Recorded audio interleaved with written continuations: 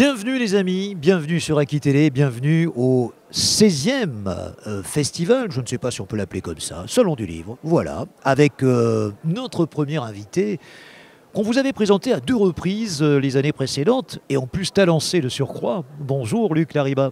Bonjour.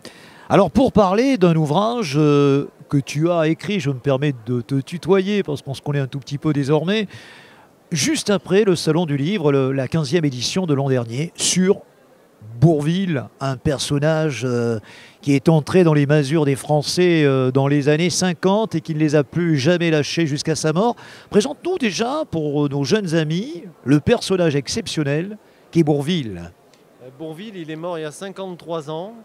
Il est mort en 70 et aujourd'hui on en parle encore parce que ses films sont diffusés, notamment Le Corneau, La Grande Vadrouille, mais aussi les films de Jean-Pierre Mocky. Et c'est un acteur exceptionnel parce qu'il savait et jouer la comédie, et jouer le drame, et être dans l'émotion.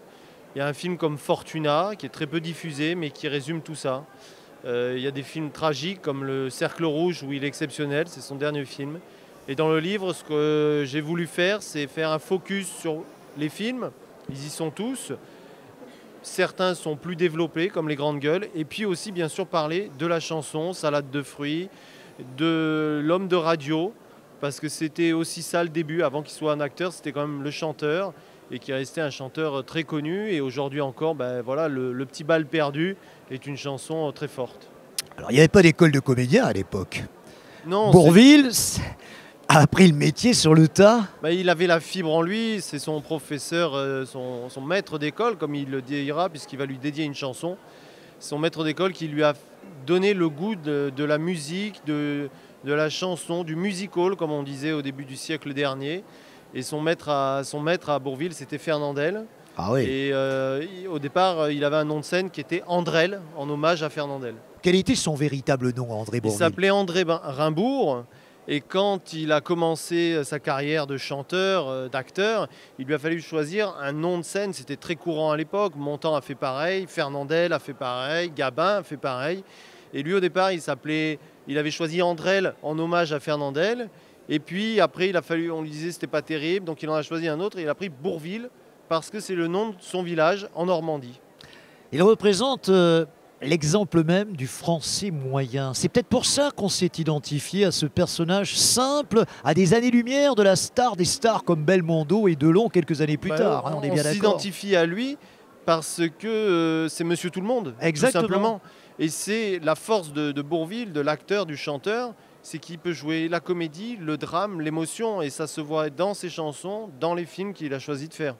Alors, tu as recueilli plein de témoignages sur Bourvil. Est-ce que c'était un gars si sympa qu'il en avait l'air ou est-ce qu'il avait des caprices de star lui aussi? Non, il n'avait pas de caprice de star. C'est quelqu'un qui était à l'image de ce qu'on peut voir dans les reportages sur les tournages ou en marge des pièces de théâtre ou des enregistrements de chansons. C'était un homme bon et simple. Est-ce qu'il existe encore dans le panorama cinématographique d'aujourd'hui? Alors bien sûr, régulièrement, on travaille des rediffusions de ces films, mais si on parle de Bourvil à des jeunes réalisateurs qui ont 30 ans, ça les marque ou pas? Oui, bien sûr, parce qu'il y a quand même 2-3 films qu'il a fait.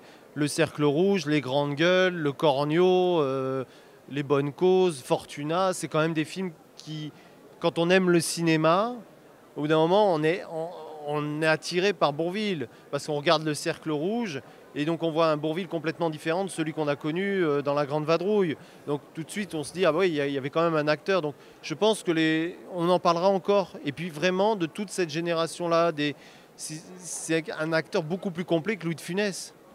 3 mots pour donner envie aux lecteurs d'acheter ton bouquin Bourvil. Lesquels? 3 mots parce que c'est vraiment un acteur exceptionnel. Donc, acteur exceptionnel. Acteur exceptionnel et chanteur formidable, quoi. Le petit bal perdu, c'est une chanson qui émeut encore beaucoup de gens. Une dernière question sur Luc Lariba. Qu'est-ce qui fait courir Luc Lariba? Je pense à une pub, tu sais, sur Bernard Tapie, où on le voyait. Je marche à la Wonder, je ne sais pas si tu te souviens, il y a quelques années. Qu'est-ce qui fait marcher Luc Lariba? Ou courir? Faire acte de mémoire, c'est faire acte de vie. Et moi, ce qui m'intéresse, c'est de faire acte de mémoire de gens qui ne sont plus là, mais qui ont mis plus de vie dans nos vies, essentiellement côté cinéma. Tu fais d'autres salons comme ceux de Saint-Estèphe, celui de Saint-Estèphe, ou est-ce que c'est Oui, plutôt c'est inhabituel? arrivé là pour Bourville très peu parce que le livre est sorti au mois de mai, donc il y a quand même un délai de latence. Mais c'est vrai que pour la piscine, le précédent livre, j'en ai fait un peu plus parce qu'il y avait tout un hommage autour de Romy. Après, les salons, c'est toujours très intéressant d'être au contact du public et le public n'est jamais le même, que ce soit à Saint-Estèphe, à Saumur, à Toulon, donc c'est intéressant. Oui. Prochain défi, s'il y en a un, Euh, et la, si tu peux en parler, évidemment. la réalisation d'un documentaire sur le réalisateur Pierre Granier de Fer, notamment réalisateur du Chat, La Veuve Coudert, Le Train, Une étrange affaire. Bon salon de Saint-Estèphe, Luc, et merci de ta gentillesse, de ta disponibilité. Comme depuis 3 ans, c'est la 3e fois que nous te recevons sur Aki Télé avec toujours l'immense même plaisir. À bientôt. Merci à vous.